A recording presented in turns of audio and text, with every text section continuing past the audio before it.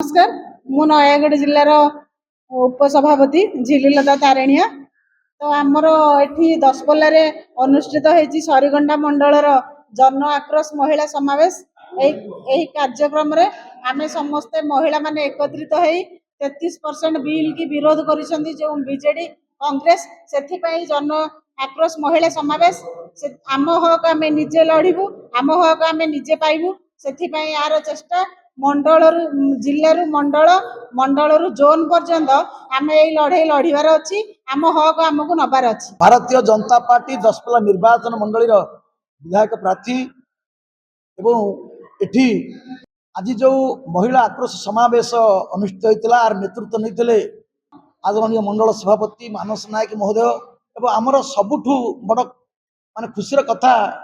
आम निर्वाचन मंडलीर वरिष्ठ नेता टुका भाई जहाँ दिन राति ये सर काम करते देवी श्रेय देवी एवं मो पाखे समस्त नारी नेत्री मान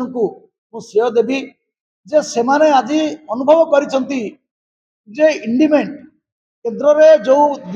गत एप्रिल 16 रे जो पार्लियामेंट रे जो 3 दिन धरी जो चर्चा चलला एवं भोट करागला ये जो विजु जनता दल कांग्रेस ये इंडिपेंडेंट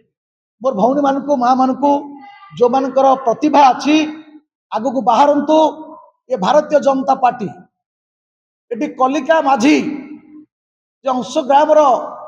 बासन बाजुता जड़े भौणी तार प्रतिभा थिबारु भारतीय जनता पार्टी ताको प्रार्थी करके आज विधायक सजाई काली जे आम भौणी मान भर किए नहब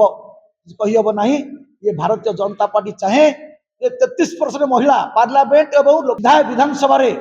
आसू एवं भारत जो प्रतिनिधित्व करे महिलार प्रतिनिधित्व हो एवं देश आगू जाऊ